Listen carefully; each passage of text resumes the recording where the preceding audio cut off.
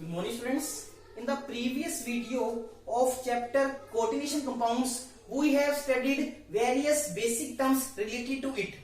Today we will study two new basic terms, that is known as coordination polyhedron and meaning of Chillet effect. So let us start with coordination polyhedron.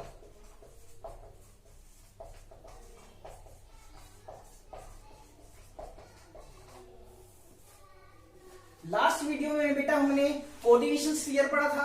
Coordination sphere में क्या होता है, central atom होता है और उसके around क्या होते हैं, लीजेंड्स होते हैं। ठीक है, अब उस कोऑर्डिनेशन स्फीयर में सेंट्रल एटम के अराउंड लीजेंड्स क्या अरेंजमेंट लेते हैं थ्री डायमेंशन रीजन के अंदर, that is known as coordination polyhedron. Clear? तो कोऑर्डिनेशन पॉलीहेड्रन को हम कैसे डिफाइन कर सकते हैं बेटा? The spectral arrangement of lesions around the central metal atom in a coordination compound. This three-dimensional arrangement of lesions around the central metal atom in a coordination sphere is known as its coordination polyhedron. उसको क्या बोला जाएगा बेटा? coordination polyhedron. अब lesions central atom के around क्या arrangement लेंगे, that will depend upon the type of hybridization exhibited by the central metal atom. अब हाइब्रिडेशन कैसे निकालेंगे, इसके लिए बेटा हम आगे वैलेंस बॉन्ड थ्योरी पढ़ेंगे, उसमें हम आपको बताएंगे कि सेंट्रल एटम की हाइब्रिडेशन कैसे निकाली जाती है इन द कोऑर्डिनेशन कंपाउंड। ठीक है, अब हाइब्रिडेशन डिसाइड करती है कि अरेंजमेंट लीजेंड्स की कैसी होगी। ठीक है, जैसे अगर हाइब्रिडेशन होती है sp3d2 या d2sp3, तब तो अरेंजमेंट कैसी होगी, ऑक्टाहेड्रल। उस केस में ऑक्टाहेड्रल ज्योमेट्री होगी। ठीक है, जैसे हम बात करते हैं FeH2O6 3 पॉजिटिव की, इसके अंदर बेटा हाइब्रिडेशन कौन सी होती है, sp3d2, तो शेप कैसी होगी बेटा इसकी, ऑक्टाहेड्रल। ठीक है, इसी तरह अगर हम बात करते हैं कॉम्प्लेक्स FeCO5 की, इसके अंदर बेटा हाइब्रिडेशन होती है आयरन की DsP3, हाइब्रिडेशन कौन सी होती है बेटा, DsP3। तो इस केस में बेटा शेप हो जाती है ट्राइगोनल बाइपिरामिडल। क्लियर? इसी तरह अगर हाइब्रिडेशन होती है sp3, तो शेप होती है बेटा टेट्राहेड्रल। टेट्राहेड्रल जैसे हमारे पास कॉम्प्लेक्स है NiCO4, इस कॉम्प्लेक्स में निकल की हाइब्रिडेशन क्या होती है, sp3, तो उसकी ज्योमेट्री कैसी होगी, टेट्राहेड्रल। क्लियर? इस केस में क्या होगा, लीजेंड्स जो हैं they will be arranged in A tetrahedral form around the central metal atom. इसी तरह बेटा अगर हाइब्रिडेशन होती है DsP2, उस केस में ज्योमेट्री कैसी होगी बेटा, स्क्वायर प्लेनर। इसका एग्जांपल है बेटा NiCN4 2 नेगेटिव। क्लियर? तो सबसे पहले हम क्या करेंगे बेटा, वैलेंस बॉन्ड थ्योरी को यूज करके सेंट्रल एटम की हाइब्रिडेशन निकालेंगे and type of hybridisation will decide the arrangement of the ligands around the central metal atom and this arrangement is known as coordination polyhedron. Clear?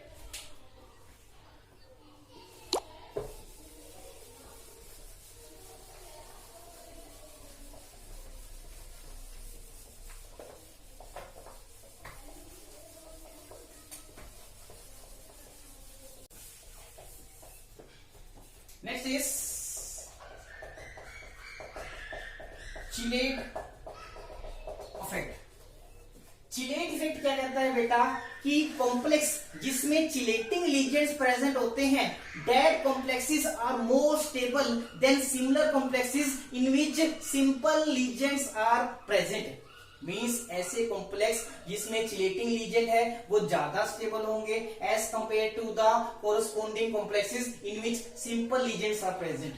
For example हम बात करते हैं NiNS3 6 2 positive की, ये complex किसका है बेटा, निकल का, और इसका कोऑर्डिनेशन नंबर कितना है, 6, ठीक है, और इसमें 6 सिंपल NH3 लीजेंस प्रेजेंट है, ठीक है।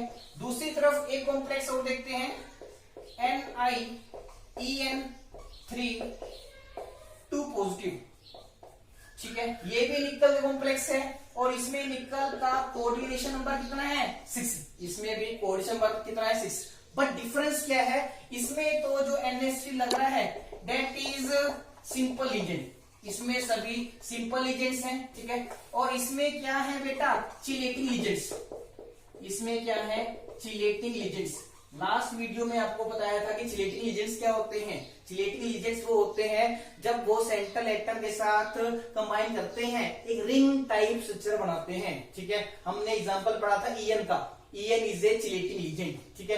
अब ये कॉम्प्लेक्स कौन बनाया, किसने बनाया, चिलेटिंग लीजेंड्स ने। ये कॉम्प्लेक्स किसने बनाया, सिंपल लीजेंड्स ने। तो चिलेट इफेक्ट क्या कहता है कि complex formed by chelating legends will be more stable. तो ये कॉम्प्लेक्स क्या होगा बेटा, मोर स्टेबल होगा, ठीक है, और ये जो कॉम्प्लेक्स होगा that will be less stable. ये कॉम्प्लेक्स कैसा होगा बेटा, लेस स्टेबल। क्लियर। अब इसका रीजन क्या है, रीजन हम समझेंगे, पहले हम इस चिलेट इफेक्ट को डिफाइन करते हैं। The complex formed by chelating legions is more stable than similar complex formed by simple legions। Example आप ये दे सकते हैं कि this complex is less stable than this complex. This complex contains chelating legions. That is why it is more stable. Clear? अब इसका reason क्या है वो हम पढ़ेंगे। सपोज हमारे पास ये कॉम्प्लेक्स है निकल का, जिसमें सभी लीजेंस कैसे हैं, सिंपल। अब इस कॉम्प्लेक्स से हम ये कॉम्प्लेक्स कैसे बनाएंगे, उसकी हम एक रिएक्शन देखते हैं। NiNH3 6 2 positive. We want to replace these 6 NH3 legions with 3 EN legions. So that is why we will add 3 EN legions and resulting complex will be this.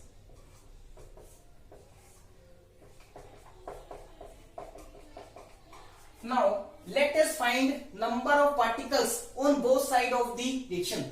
On left hand side there are 4 particles. There are 4 particles, 3 plus 1, ठीक है, and on right hand side there are 7 particles. There are 7 particles. 6 plus 1 is equal to 7. It means formation of complex with chelating legend is accompanied by increase in number of particles. जब हम इस complex से ये complex बनाते हैं तो number of particles क्या करते हैं, इंक्रीज। अगर राइट हैंड साइड में नंबर ऑफ पार्टिकल्स ज्यादा हैं तो इसकी एंट्रोपी क्या होगी, हाई।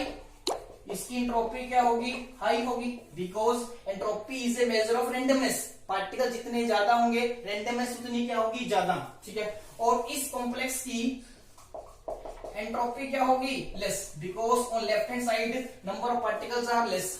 तो जब हम कॉम्प्लेक्स बनाते हैं विद चिलेटिंग लीजेंड तो क्या होता है, एंट्रोपी क्योंकि इंक्रीज करती है। अब क्योंकि एंट्रोपी इंक्रीज करेगी स्टेबिलिटी विल आल्सो इंक्रीज।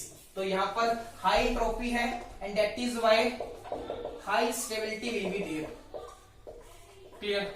इस कॉम्प्लेक्स केस में क्या होगा, less entropy is there and that is why it will have less stability. तो रीजन क्या है बेटा चिलेट इफेक्ट का, आप लिख लेंगे।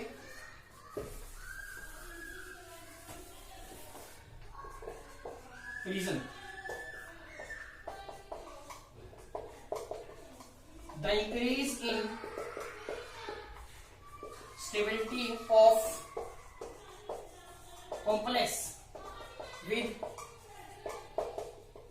chelating legions is due to increase in entropy in formation complex from that having simple ligands means complex having simple legends में क्योंकि पार्टिकल्स कम थे तो एंट्रोपी क्या होगी, कम। ठीक है, एंट्रोपी कम होगी तो स्टेबिलिटी भी क्या होगी, कम होगी। जब हम इससे ऐसा कॉम्प्लेक्स बनाते हैं जिसमें चिलेटी लीजन प्रेजेंट है तो नंबर ऑफ पार्टिकल्स इंक्रीज करेंगे, एंट्रोपी इंक्रीज करेगी, and that is why entropy increase करने की वजह से क्या होगा, stability will also get increased. Clear? तो so this is known as chelate effect. Clear है बेटा?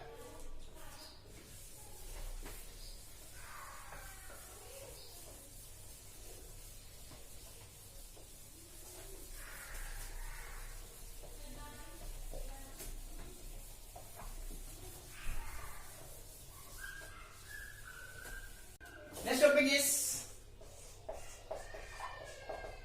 isomerism in coordination compounds. Isomers बेटा आपको पता है compounds having same molecular formula but different structures. Due to different structures, they have different properties. यहां पर हम पढ़ेंगे कि कोऑर्डिनेशन कंपाउंड्स किस किस तरह के आइसोमर शो करते हैं। ठीक है, तो कोऑर्डिनेशन कंपाउंड्स के आइसोमर्स को हम दो टाइप्स में कैटेगराइज करते हैं। One is structural isomers and other is stereo isomers. Structural isomers बेटा वो आइसोमर्स होते हैं जिनका मोलिकुलर फॉर्मूला तो क्या होता है, सेम होता है, but they have different bonds. इनमें एक या एक से ज्यादा बॉन्ड्स क्या होते हैं, अलग अलग होते हैं। जैसे इसको समझते हैं, हमारे पास एक कंपाउंड है Ma5BC। इस केस में देख रहे हो ये सेंट्रल एटम जो M है वो 5 बॉन्ड्स तो बना रहा है A के साथ और एक बॉन्ड बना रहा है B के साथ। ठीक है, अब दूसरा कंपाउंड देखते हैं जिसका मॉलिक्यूलर फॉर्मूला सेम है Ma5CB। इस कंपाउंड में बेटा metal is forming 5 bonds with A and 1 bond with C। तो इसका मतलब यहां पर मेटल और B का बॉन्ड था। इस केस में बेटा मेटल और C का बॉन्ड है, मगर दोनों का मॉलिक्यूलर फॉर्मूला तो क्या है, सेम है, but they have different bonds. That is why they are known as structural isomers. तो स्ट्रक्चरल आइसोमर्स क्या होंगे, आइसोमर्स या compounds having same molecular formula but different bonds. अब हम स्टीरियो आइसोमर्स समझते हैं। स्टीरियो आइसोमर्स बेटा वो कंपाउंड्स होते हैं जिनका मॉलिक्यूलर फॉर्मूला तो क्या होता है, सेम, उनमें बॉन्ड्स भी सेम होते हैं, मगर बॉन्ड्स की स्पेस में अरेंजमेंट क्या होती है, अलग अलग।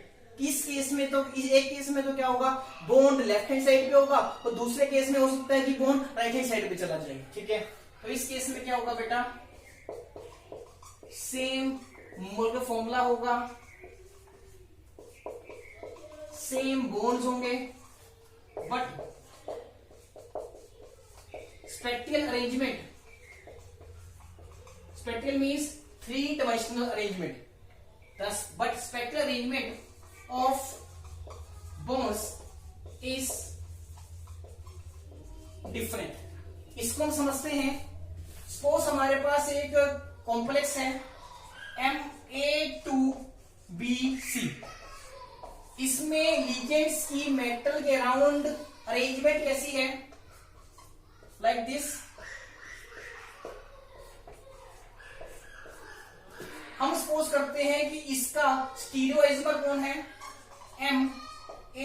Ma2BC, सेम है। ठीक है, मगर इस केस में जो लीजेंड्स है उसकी अरेंजमेंट अलग है। देखो कैसे, M दिस। अब यहां पर आप देख रहे हैं बॉन्ड्स तो सेम है मगर बॉन्ड्स की अरेंजमेंट क्या है, different. That is why they come in the category of stereoisomers. तो स्टीरियोआइसोमर्स क्या होते हैं? ऐसे कंपाउंड्स जिनका मोलर फॉर्मूला सेम होगा, उनके अंदर बॉन्ड्स भी सेम होंगे, मगर बॉन्ड्स की स्पेस में अरेंजमेंट क्या होगी? डिफरेंट। क्लियर? बेटा स्ट्रक्चरल आइसोमर्स जो हैं 4 टाइप्स के होते हैं।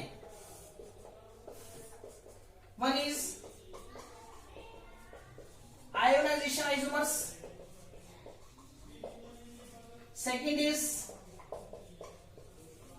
Linkage isomers, third is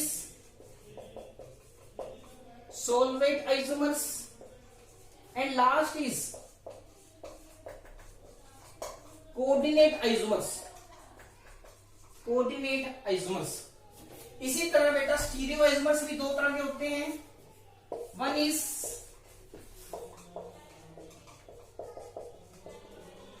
geometrical isomers and second one is optical isomers. Second one is optical isomers. In the present video, we will restrict ourselves to only structural isomers. In this video, we will discuss about structural isomers only. Meaning of ionization isomers, linkage isomers, solvent isomers, and coordinate isomers. Clear?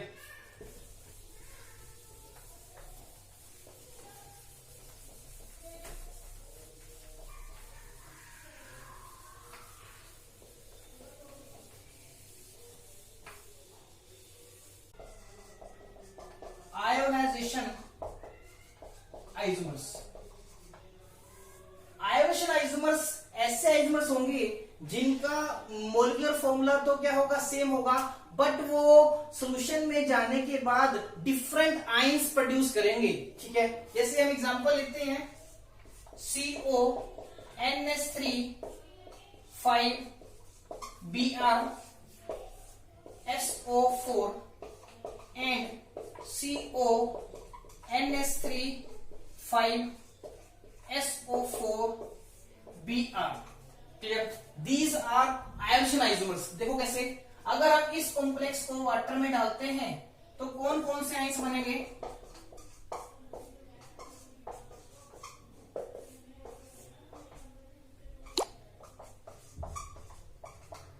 और अगर इस complex को हम water में डालते हैं तो कौन कौन से आयंस बनेंगे? देखते हैं।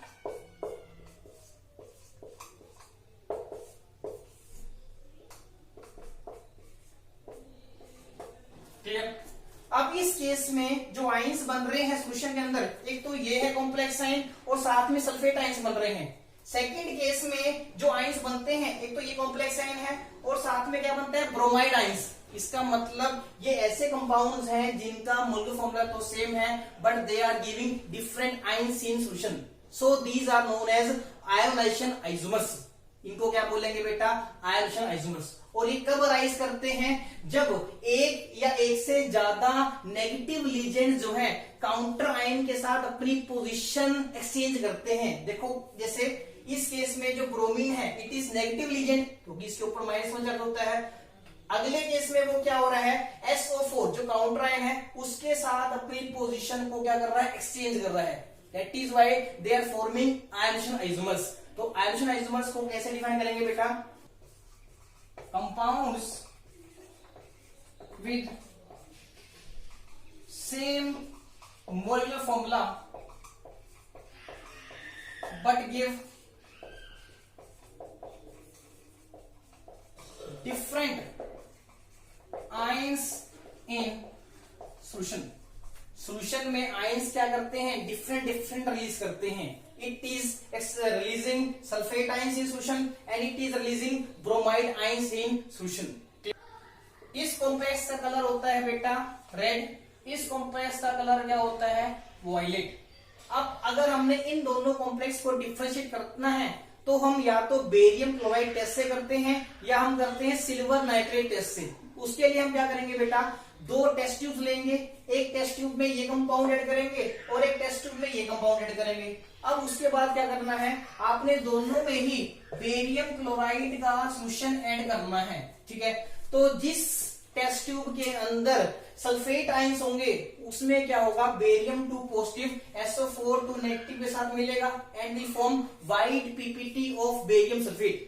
जिस टेस्ट ट्यूब के अंदर सल्फेट के आयंस नहीं होंगे वहां पर व्हाइट पीपीटी बेरियम सल्फेट के नहीं बनेंगे। Clear? It means this compound will give white PPT of barium sulphate but it will not give white PPT of barium sulfate due to absence of sulfate ions in this solution. Clear? That is why they are differentiated. Second test is known as silver nitrate test.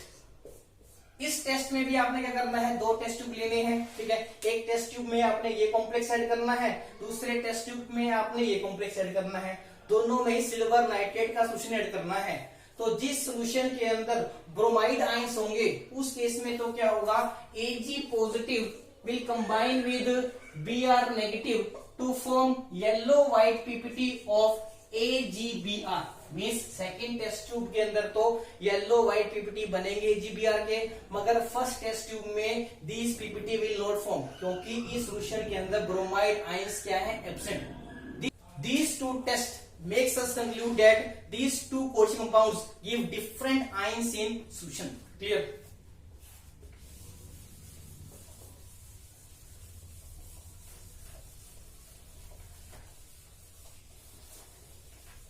The second is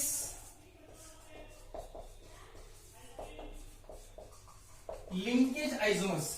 linkage isomers बेटा वो coordination compound show करते हैं जिनमें एक या एक से ज्यादा एम्बीडेंटेड लीजन प्रेजेंट होते हैं, ठीक है। एम्बीडेंटेड लीजन आपने बेटा पिछली वीडियो में पढ़ा था, ऐसे लीजेंस जिसमें डोनेटिंग एटम तो एक से ज्यादा होते हैं मगर एट ए सिंगल टाइम सिर्फ एक ही एटम सेंट्रल एटम को इलेक्ट्रॉन डोनेट करता है। जैसे हम बात करते हैं बेटा AB इज ए एम्बीडेंटेड लीजेंड, इसमें डोनेटिंग एटम A भी है और डोनेटिंग एटम B भी है, मगर एट वन टाइम या तो इलेक्ट्रॉन डोनेट होंगे थ्रू A, ठीक है, और या तो इलेक्ट्रॉन डोनेट होंगे थ्रू B, ठीक है। तो हम एक कंपाउंड ऐसा लेते हैं जिसमें डोनेटिंग एटम कौन है, A है, atom A is donating electron to B, और दूसरा कंपाउंड हम ऐसा लेते हैं जिसमें डोनेटिंग एटम इज B। अब इन दोनों कंपाउंड्स को देखो बेटा, इन दोनों का मोलर फॉर्मूला तो क्या है, सेम है, मगर इसमें क्या हो रहा है, जो डोनेटिंग एटम है वो A है, इस केस में डोनेटिंग एटम क्या है, B। मींस एम्बीडेंटेड लिंक जो लीजेंड है वो कहां से लिंक कर रहा है, सेंट्रल एटम के साथ, उसमें क्या है, डिफरेंस है। These isomers are known as linkage isomers. तो लिंकेज आइसोमर्स को बेटा हम कैसे डिफाइन करेंगे, compounds having same molecular formula but difference in linkage of ambidented ligand with central metal atom। Example CO NH3 5NO2। You know that NO2 negative, that is known as nitrite ion, is a ambidented ligand. It can donate electron through either nitrogen or through oxygen। इस case में तो क्या हो रहा है बेटा, NO2 negative legend जो है इलेक्ट्रॉन डोनेट कर रहा है थ्रू नाइट्रोजन, ठीक है। और दूसरे कंपाउंड में बेटा यही वाला लीजेंड जो है इलेक्ट्रॉन डोनेशन करेगा through oxygen and we will get another isomer. इस केस में NO2 negative is donating electron through nitrogen, but in this case the same ligand is donating electron through oxygen. That is why they are forming linkage isomers। तो linkage isomers क्या होते हैं, compounds having same molecular formula but difference in linkage of ambidentate ligand with the central metal atom। ambidentate ligand जो होगा वो central atom के साथ linking अलग अलग तरीके से करेगा। Clear?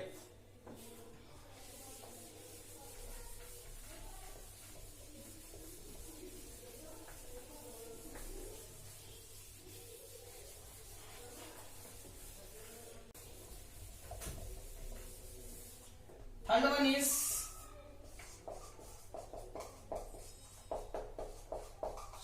सोलवेट isomerism.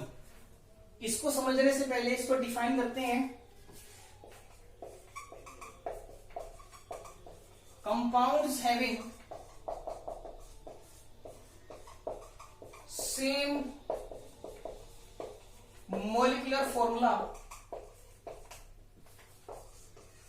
but difference in number of solvent molecules present as ligands in the coordination sphere or present outside the coordination sphere। इस डेफिनेशन को हम समझेंगे बेटा एग्जांपल लेके। CrH2O6 Cl3। इस कॉम्प्लेक्स में बेटा लीजेंड्स कौन है? 6 वाटर मोलिक्यूल्स, ठीक है। और सभी वाटर के मोलिक्यूल्स जो है कोऑर्डिनेशन स्फीयर में प्रेजेंट है, means they are acting as ligands, ठीक है। अब दूसरा कॉम्प्लेक्स देखते हैं बेटा, CrH2O5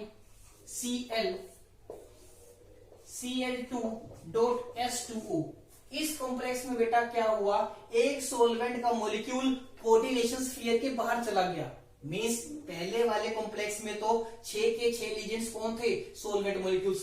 इस केस में क्या हुआ, 5 वाटर मॉलिक्यूल्स तो लीजेंड कर रहे हैं और एक वाटर का मॉलिक्यूल जो है कोऑर्डिनेशन स्फीयर के बाहर है। अब एक एग्जांपल और देखते हैं, CrH2O4 Cl2H2।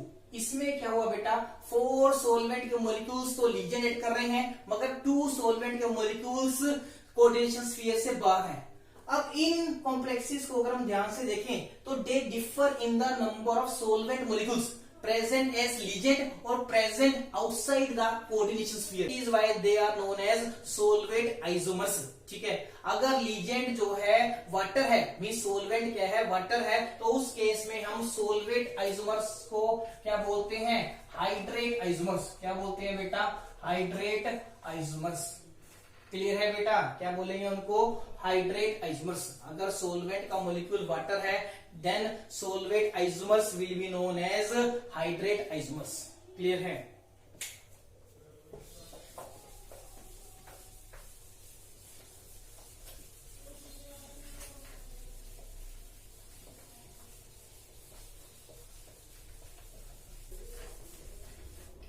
बेटा fourth one is coordination isomerism. अब ये आइसोमेरिज्म कब अराइज करता है, इसको समझते हैं। This isomerism arises when both cationic and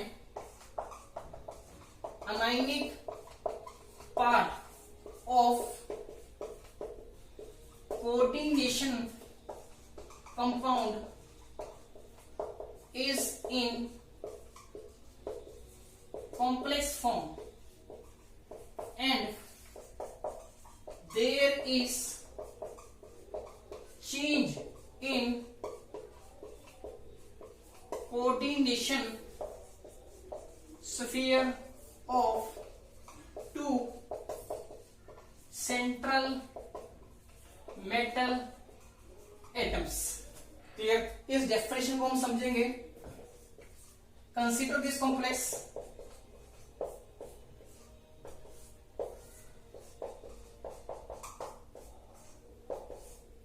इस कॉम्प्लेक्स में बेटा केटाइनिक पार्ट जो पहले होता है, ठीक है, और अनाइनिक पार्ट दोनों ही क्या है? कॉम्प्लेक्स फॉर्म में है। इस कोऑर्डिनेशन कंपाउंड में केटाइनिक पार्ट और अनाइनिक पार्ट दोनों ही कॉम्प्लेक्स फॉर्म में है, ठीक है।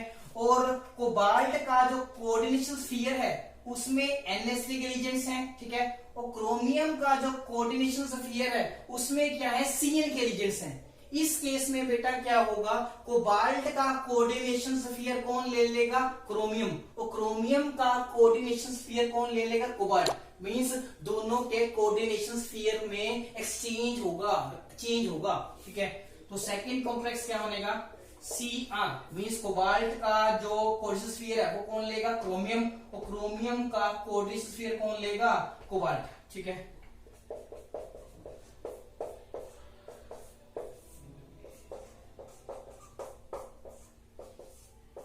मींस ये कंपाउंड्स कैसे बने हैं, by change of coordination sphere by two central metal atoms.